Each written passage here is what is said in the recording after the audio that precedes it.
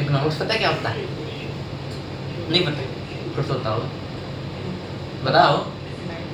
हाँ नहीं पता। पता है? नहीं पता। पता तो है। क्या होता होगा? अरे वो जो भी हमारे पास है, रिसोर्सेज है, हमारे पास आयरन है, हमारे पास सब्जी है, हमने उगाई है बड़ी मुश्किल से, हमारे पास कोई टूथब्रश है, हमारे पास पेस्ट है, हम उस सारी चीज़ों को कैसा यूज़ करते हैं और कैसे बांटते हैं अलग अलग लोगों में, इसी की स्टडी को कहते हैं इकोनॉमिक्स। समझ में आया? डिस्ट्रीब्यूशन करना किसी भी चीज को। डिस्ट्रीब्यूशन उसका एक मतलब फैसेट है। पहले तो हमारे पास कुछ होना चाहिए, रिसोर्स हो गया आपका, अब उस रिसोर्स का क्या करेंगे, कैसे करेंगे, और फिर डिस्ट्रीब्यूट होता है। जब मैन्युफैक्चरिंग हो जाती है, पूरी प्रोडक्शन होती है, तब डिस्ट्रीब्यूशन होता है। ठीक है, तो पहला तो कैसे हमारे लिमिटेड रिसोर्सेज होते हैं, भले ही हम कुछ ना चाहते हो, बट वैसे ऐसा तो कोई नहीं होता जो कुछ नहीं चाहता होगा, हमेशा कुछ ना कुछ हम चाहते ही हैं। इसलिए रिसोर्सेज अंबानी के लिए भी कम ही है, मतलब कुछ ना कुछ चाहते ही होएगा। भले ही आप दुनिया के सबसे अमीर आदमी हो, अगर कोई भी तेल है और आपको उसी जगह का तेल चाहिए, उसी जगह का तेल यूज़ हो चुका है, आप कितना भी पैसा लगा लो वो तेल वापस नहीं आएगा। इसलिए हमारी जो सोसाइटीज़ हैं वो कैसे अपनी लिमिटेड रिसोर्सेज यूज़ करती हैं, क्या चीज़ें उनसे बनाती हैं, क्या सर्विसेज उनसे बनाती हैं, और कैसे डिस्ट्रीब्यूट करते हैं अलग अलग अपने मेंबर्स ऑफ सोसाइटी में, इसी की स्टडी को कहते हैं इकोनॉमिक्स। अगर हमारे पास रिसोर्सेज अनलिमिटेड होते तो इकोनॉमिक्स की ज़रूरत नहीं होती, फिर तो कोई स्टडी ही नहीं है, कोई किसी के पास कोई चीज़ की कमी ही नहीं है, तो फिर कोई रिलेशन ट्रांजैक्शन कुछ होएगा ही नहीं, सबके पास सब रखा ही है, एक दूसरे से बात करने की ज़रूरत ही क्या है इकोनॉमिक्स से। अगर टेक्निक एक ही होती, हर चीज़ का एक ही यूज़ होता, तो भी इकोनॉमिक्स की ज़रूरत नहीं होती। ये चीज़ है, ऑलरेडी पता है इसका क्या करना है, पता ही है, तो फिर इसमें डिस्कशन की क्या ज़रूरत है, सबको पता है। अगर एक ही बंदे होते आप धरती पे, तब भी इकोनॉमिक्स नहीं होती, क्योंकि आप एक ही बंदे होते हैं धरती पे, आपके पास सारा सामान है, आपके पास ही सारी टेक्निक्स है, सब आप खा लो मर जाओ। अब देखो, एक ही बंदा होता तो मरता क्यों? मरेगा तो फिर भी एक ही मरेगा, मरना जरूरी है। मरना जरूरी है, वो चीज़ रिमूव नहीं कर सकते, वो इम्पोर्टेंट है। बायोलॉजी बहुत इंपॉर्टेंट है, इकोनॉमिक्स खत्म हो सकती है। अच्छा, हाँ ठीक है। तो जैसे यूरोप की कंट्रीज़ हैं, कुछ नॉर्थ अमेरिका की कंट्रीज़ हैं, बहुत अमीर है, उनका एवरेज इनकम हमसे बहुत ज़्यादा है, और कुछ हमारी अफ्रीका की कंट्रीज़ है, लैटिन अमेरिका की कंट्रीज़ है, साउथ अमेरिका की कंट्रीज़ हैं जो बहुत गरीब है। अब रिसोर्सेज तो है ही सबके पास अलग, बट बात ये कि डायरेक्टली प्रोपोर्शनल नहीं होते। ऐसा ज़रूरी नहीं है कि आपके पास रिसोर्सेज ज़्यादा हैं तो फिर आपका पैसा ज़्यादा होएगा। इधर अफ्रीका के पास भले ही रिसोर्सेज बहुत, उनके पास बहुत एनिमल्स हैं, बहुत सारे प्लांट्स हैं, इतने सारे नेचुरल उनके पास चीज़ें हैं, बट फिर भी वो बहुत गरीब हैं।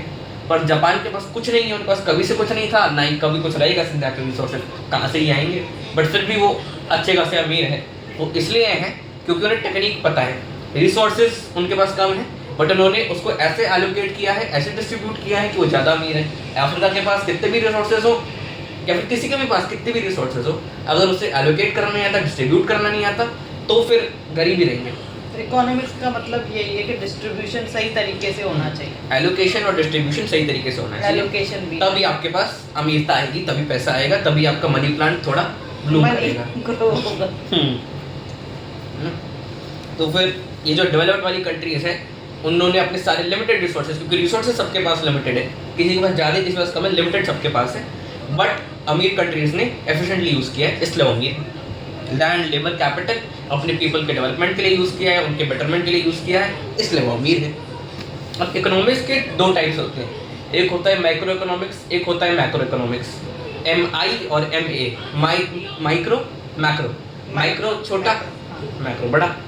माइक्रो इकोनॉमिक्स ऐसे डिसीजन से डील करता है जो कोई एक इकोनॉमिक यूनिट, जो चीज़ याद रखने वाली है, इकोनॉमिक यूनिट, कोई घर हो गया, कोई कंपनी हो गई, कोई एक बॉडी हो गई, NGO ही हो गया, वो भी जो डिसीजंस ले रहे हैं वो माइक्रो इकोनॉमिक्स में आएंगे, क्योंकि वो बस एक भाग है हमारी इकोनॉमी का, वो कुछ लोगों को इफेक्ट करता है। अब भले ही अंबानी की कंपनी हो, रिलायंस हो, उसमें बहुत एम्प्लॉयज़ हैं, वो बहुत पैसा कमाते हैं, रिलायंस पूरे पाकिस्तान से ज़्यादा पैसा कमाता है, और ये एग्जैजरेशन भी नहीं है, जनरली कमाते हैं, बट फिर भी हम रिलायंस के डील्स को माइक्रो इकोनॉमिक्स में ही यूज़ करेंगे, बिकॉज वो भले ही कितनी बड़ी कंपनी वो है, वो बस एक ही इकोनॉमिक यूनिट। पाकिस्तान ज़्यादा लोगों को संभालता है, इसलिए वो बड़ा है, और वो केवल अपनी इंडस्ट्री को संभालता है रिलायंस, तो वो उसके अकॉर्डिंग इकोनॉमिक्स की भाषा में ये थोड़ा सिंपल एक्सप्लेनेशन हाँ, सिंपल बट हाँ। अब मैक्रो इकोनॉमिक्स वो नॉर्मली जैसे मैक्रो इकोनॉमिक्स जो हम यूजुअली पढ़ते हैं वो पूरी नेशनल इकोनॉमी को डिनोट करता है। सारी की सारी कंपनीज हैं, रिलायंस अकेला नहीं, रिलायंस भी आएगा, टाटा भी आएगा, आप कोई चंदन ज्वेलर्स नाम की दुकान है वो ज्वेलरी बेचती है वो भी आएगी, मैक्रो इकोनॉमिक्स के अंदर है। वो सारी की सारी कंपनीज आ जाएंगी, गवर्नमेंट बॉडीज भी आ जाएंगी, आपका घर भी आ जाएगा। तो ये हो गया मैक्रो इकोनॉमिक्स। वो स्टडी करते हैं कि क्यों अनएम्प्लॉयमेंट हो रहा है, क्यों देश बेरोजगार बैठा है, किसके पास ज़्यादा पैसे हैं, किसके पास कम पैसे हैं, कैसे हम अपना बजट बनाए, कौन से सेक्टर में ज़्यादा पैसे डालें कि उसको डेवलप कर पाए, ये मैक्रो इकोनॉमिक्स का आएगा। मैक्रो इकोनॉमिक्स में बस यही देखेंगे कि हमारी जो कंपनी है वहाँ पे कैसा डिस्ट्रीब्यूशन करना चाहिए, ये बंदा ज़्यादा अच्छा कर रहा है इसको प्रमोट करते हैं, इसको और सैलरी देते हैं, ये मैक्रो में आ जाएगा। अब इकोनॉमिक किसी भी चीज़ की स्टडी बेसिकली इसलिए होती है क्योंकि उसके अंदर कुछ प्रॉब्लम्स होती है जो हमें सॉल्व करनी है। अगर इकोनॉमिक्स के अंदर कोई प्रॉब्लम्स नहीं होती, जैसे पहले मैंने बताया था, तो फिर कुछ सॉल्व करने को नहीं होता। कुछ सॉल्व करने के नहीं होता तो हम पढ़ते कि कोई पॉइंट ही नहीं होता पढ़ने को। इसलिए इकोनॉमिक्स के अंदर होती है 3 बेसिक प्रॉब्लम जो पहले बता चुका हूँ सिंपल भाषा में। एक है व्हाट, एक है हाउ, एक है प्रॉब्लम फॉर हुम। ये 3 प्रॉब्लम्स है। पहली बात तो कि क्या बनाना है, कितनी क्वांटिटी में बनाना है, ये किसी सोसाइटी को पता करना है या फिर किसी कंपनी को पता करना है। अगर कोई कंट्री पता कर रही है कैसे बनाना है, क्यों बनाना है, कितनी क्वांटिटी बनाना है, मैक्रो इकोनॉमिक्स वाली प्रॉब्लम है। कोई कंपनी डिटर्मिन कर रही है क्यों बनाना है, क्या बनाना है, वो हो गई माइक्रो इकोनॉमिक्स की प्रॉब्लम। अब हाउ में टेक्निक आ जाती है कि कौन करेगा प्रोडक्शन, कौन सी चीज़ें यूज़ करेगा प्रोडक्शन के लिए, कौन सी टेक्निक्स यूज़ करेगा, सेकंड प्रॉब्लम हाउ वाली। फार्मिंग कौन कर रहा है, कौन बच्चों को पढ़ा रहा है, इलेक्ट्रिसिटी तेल से बन रही है या सन से बन रही है, ये हाउ में आ जाएगा। अब फॉर हुम आ गया कि अब सब बन तो गया, ये भी डिसाइड हो गया किससे बना है, हमने टमाटर लिए, हमने बना दी सब्जी, बट अब किसको कितनी सब्जी देनी है, माइक्रो इकोनॉमिक्स। अब कंट्री ने लिया, उसके पैसे हैं, उसने डिसाइड किया उसको रेलवे सेक्टर में डालना है। अब उसको कौन से स्टेट के रेलवे सेक्टर में डालना है, कौन से मिनिस्टर को एक काम देना है कि इस रेलवे सेक्टर में डालो, ये आ गया फॉर हुम की प्रॉब्लम।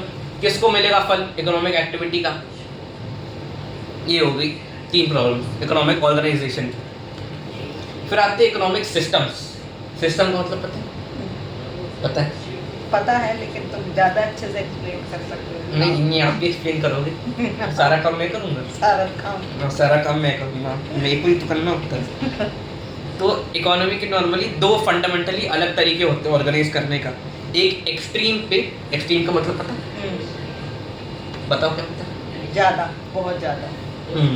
बहुत ज़्यादा, या फिर अगर कोई लाइन हो गई तो उसका बिल्कुल एक एंड पॉइंट एक एक्सट्रीम होता है और बिल्कुल ये वाला एंड पॉइंट एक एक्सट्रीम होता है। ठीक, तो फिर अब 2 तरीके हैं। तो उसमें बोल सकते हैं कि एक एक्सट्रीम पे गवर्नमेंट सारे इकोनॉमिक डिसीजंस ले रही है, मोस्ट इकोनॉमिक डिसीजंस ले रही है, वो जो बिल्कुल टॉप पे हैं वो नीचे ऑर्डर दिए जा रहे हैं, नीचे वालों को करना पड़ रहा है। दूसरे एक्सट्रीम पे डिसीजंस गवर्नमेंट का कोई हाथ ही नहीं है, मार्केट्स में डिसीजन लिए जा रहे हैं, वहीं पे एक्सचेंज हो रहा है, गवर्नमेंट का कोई हाथ ही नहीं है, कोई टैक्सेस वगैरह वो नहीं ले रहे हैं। कौन से वाली जगह पर ऐसा होता है जो गवर्नमेंट का कोई हाथ नहीं, सब होता नहीं है, बट फिर भी इकोनॉमिक स्टडी के लिए अपन ये कंसिडर करते हैं कि मार्केट्स के अंदर ही डिसीजन हो रहा है, इंडिविजुअल्स एंटरप्राइजेस अपने अपने में ये सब खत्म कर लेते हैं, पेमेंट्स हो जाती है, खत्म, गवर्नमेंट का कोई इन्वॉल्वमेंट ही नहीं है। अब ये सेकंड वाला एक्सट्रीम तो कहीं होता नहीं है, ना ही फर्स्ट वाला होता है अनलेस आप नॉर्थ कोरिया में रह रहे हो।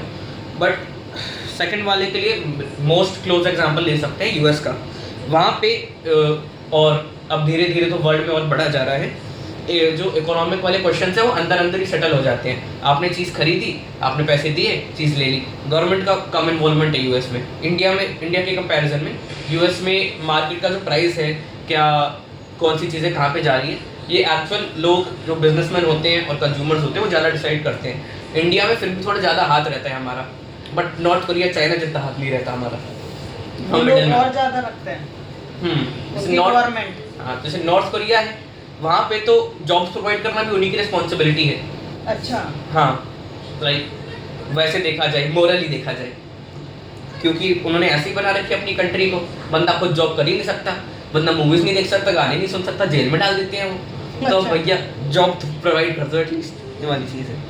अब यूनाइटेड स्टेट्स पर दूसरा एक्सट्रीम है, जब हमको ज़्यादा फ्रीडम दी जाती है, इसलिए इनकी जो इकोनॉमिक सिस्टम है उसको कहते हैं मार्केट इकोनॉमी। सिंस मार्केट के अंदर ही सब डिसाइड हो रहा है, मार्केट के अंदर सब प्राइसेस हो रहे हैं, जिसके अंदर इंडिविजुअल्स हैं, प्राइवेट फर्म्स हैं, वही मेजर डिसीजंस कर रहे हैं, कैसे प्रोड्यूस होएगा, कैसे कंज्यूम होएगा, कैसे डिस्ट्रीब्यूट होएगा। ये सिस्टम होता है प्राइसेस का, मार्केट्स का, प्रॉफिट्स का, लॉसेस का, इंसेंटिव रिवॉर्ड्स वगैरह का। ये सिस्टम काइंड ऑफ थोड़ा अपना अपना देख लो वाला होता है। जिस मार्केट के अंदर सब होता है, गवर्नमेंट का कोई ये नहीं देख रही है कि यार क्या सोशल बेनिफिट होएगा। यूएस की सिस्टम में एक आई गेस फ्लॉ कह सकते हैं, फर्म्स वही कमोडिटीज़ बनाएंगी जिनके हाईएस्ट प्रॉफिट्स होंगे, फर्म्स की सब्सिडीज़ वगैरह देंगी जैसे गवर्नमेंट दे देती है इंडिया की, कोई चीज़ें सस्ती बना देती है आर्टिफिशियली जिससे लोगों को ज़्यादा पैसा ना स्पेंड करना पड़े। अभी जैसे गैस का पूरा प्राइसेस चल रहा है, तो जितना एक्चुअल प्राइस है, हम वैसे तो हमें लग रहा है कि सब महंगा हो रहा है, बट गवर्नमेंट इतनी सब्सिडीज दे रही है वर्ल्ड प्राइसेस से भी बहुत बहुत कम है। अगर देख लो तो चेक करना कभी।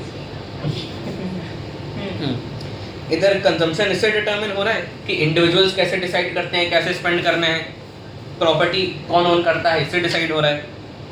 ये होता है एक्सट्रीम केस मार्केट इकोनॉमी का, जहाँ गवर्नमेंट अपने हैंड्स यूजुअली हटा के रखते हैं कि हाँ इकोनॉमी देख लो, हम बाकी एडमिनिस्ट्रेशन वगैरह देख लेंगे। बाय कॉन्ट्रास्ट जो दूसरा एक्सट्रीम है, पहले बात करी थी कमांड इकोनॉमी, जब गवर्नमेंट का ओवर कंट्रोल होता है, गवर्नमेंट ही सारे इंपॉर्टेंट डिसीजंस कर रही है कैसे प्रोडक्शन होएगा, कैसे डिस्ट्रीब्यूशन होएगा। कमांड इकोनॉमी जैसे सोवियत यूनियन अब तो खत्म हो चुका, बट जैसे अब नॉर्थ कोरिया है वैसे एक टाइम पे सोवियत यूनियन होता था। रशिया का जो एरिया है वहाँ पहले सोवियत यूनियन होता था 20th सेंचुरी में, है ना। तब गवर्नमेंट सारा मीन्स ऑफ प्रोडक्शन ऑन कर रही थी, लैंड और कैपिटल, वो एंटरप्राइजेस के ऑपरेशंस करेंगे वो भी डायरेक्ट कर रही थी, अगर माने नहीं तो फिर वो लॉ ब्रेक हो जाता था।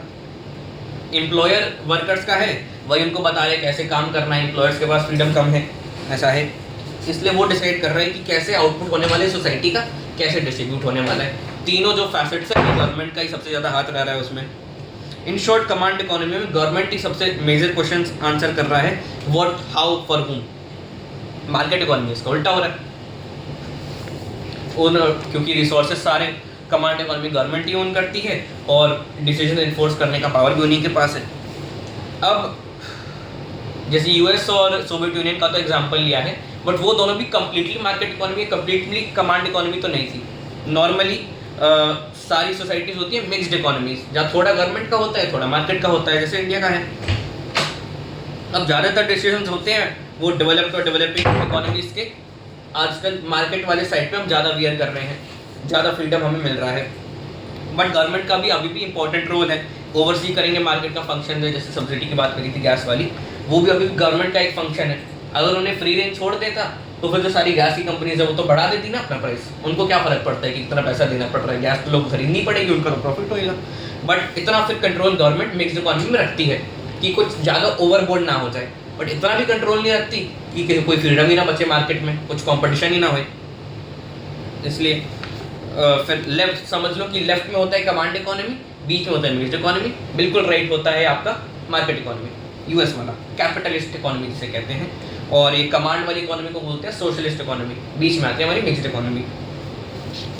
अब इकोनॉमी के होते हैं 4 सेक्टर्स, पहले वो सब फिर से अलग चीज़ें कंफ्यूज नहीं होना। इकोनॉमी के होते हैं 4 सेक्टर्स। पहला तो है प्राइवेट सेक्टर, सारे जो एंटरप्राइजेस प्राइवेट इंडिविजुअल्स ओन करते हैं वो आते हैं प्राइवेट सेक्टर में। Obviously companies, firms, enterprises India के जो गवर्नमेंट का हाथ नहीं है उनमें, वो बस लॉस बनाती है, वो लॉस फॉलो करती हैं, बट बाकी गवर्नमेंट का कोई स्टेक नहीं है उसके अंदर, वो होती है प्राइवेट सेक्टर वाली एंटरप्राइजेस। दूसरा हो गया गवर्नमेंट सेक्टर, जो पूरी की पूरी गवर्नमेंट ही कंट्रोल कर रही है, पब्लिक एडमिनिस्ट्रेशन हो गया, पुलिस हो गई, डिफेंस हो गया, लॉस बनाएंगे, इन्फोर्स करेंगे, ये सब आ गया गवर्नमेंट वाले सेक्टर में। टैक्सेस इम्पोज करना है, पैसा कैसे स्पेंड करना है इंफ्रास्ट्रक्चर पे, हेल्थ केयर पे, रेलवेज वगैरह, सब गवर्नमेंट सेक्टर में आता है। बट वो प्रोडक्शन एक्टिविटी भी करते हैं, जैसे कोल इंडिया हो गया, वो सब भी गवर्नमेंट सेक्टर में ही आते हैं। तो वो जो सेंट्रल, स्टेट, डिस्ट्रिक्ट गवर्नमेंट, ये सारी जो एंटरप्राइजेस ओन करते हैं गवर्नमेंट सेक्टर। थर्ड सेक्टर है हाउस होल्ड सेक्टर, वही हमारा घर वाला, एक ग्रुप ऑफ पर्सन्स जो नॉर्मली साथ में रहते हैं और एक कॉमन किचन से अपना घर लेते हैं, ये बस हाउस होल्ड सेक्टर हो गया। हाउस होल्ड का क्या साइज़ है वो ये डिटर्मिन होते हैं घर में कितने लोग होंगे उतना बड़ा घर होएगा। आई मीन हमेशा तो ऐसा नहीं होता है, बट स्टिल ऐसा इकोनॉमिक्स में समझा जाता है, जितने लोग उतना बड़ा हाउस होल्ड। ये अब हाउस होल्ड्स के अंदर रहते तो लोग ही हैं, ये लोग फर्म्स में काम करते हैं, ये लोग सैलरी भी कमाते हैं, गवर्नमेंट डिपार्टमेंट्स में भी काम कर सकते हैं। फिर भी अगर जब पॉपुलेशन की बात करते हैं, सिर्फ लोगों की बात कर रहे हैं, उनके जॉब्स को, उनके क्या करियर है, ये सब कंसिडर ना करें तो हाउस होल्ड सेक्टर लिया जाता है। सारे human beings house hold sector के होते हैं। अब कोई जॉन नाम का आदमी है, काम करता है कोल इंडिया में, गवर्नमेंट कंपनी है, तो जॉन तो हाउस होल्ड सेक्टर में काम करता है, but Coal India government sector में काम करती है।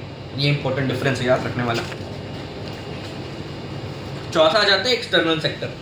अब एक्सटर्नल सेक्टर थोड़ा स्पेशल है, क्योंकि प्राइवेट सेक्टर पूरी दुनिया में प्राइवेट सेक्टर ही रहेगा, गवर्नमेंट सेक्टर पूरी दुनिया में गवर्नमेंट सेक्टर ही रहेगा, population house hold sector same रहेगा, बट एक्सटर्नल सेक्टर डिफरेंट होता है।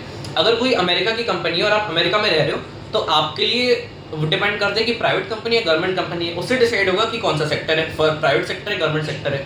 बट इंडिया के अंदर अगर आप रह रहे हो और आप किसी अमेरिकन कंपनी देख रहे हो, भले ही वो प्राइवेट हो भले ही वो गवर्नमेंट हो, आपके लिए वो हो गई एक्सटर्नल सेक्टर की कंपनी, बिकॉज वो आपके देश के बाहर से आ रही है। एक्सटर्नल सेक्टर हो गया जो एक्सपोर्ट्स हम कर रहे हैं, जो इम्पोर्ट्स हम हमारे यहाँ आ रहे हैं, वो उसमें जो कंपनीज इन्वॉल्व है बाहर वाली, वो सब एक्सटर्नल सेक्टर कंपनीज हम सोचते हैं। वो एक्सटर्नल कंट्री होगी, हमारी कंट्री होगी डोमेस्टिक कंट्री। हमारी कंट्री की बात आते हैं जिसमें हम रहते हैं, तब हम देखते हैं कि हाँ ये प्राइवेट है ये गवर्नमेंट है। आज के लिए इतना ही, बाय बाय। बाय।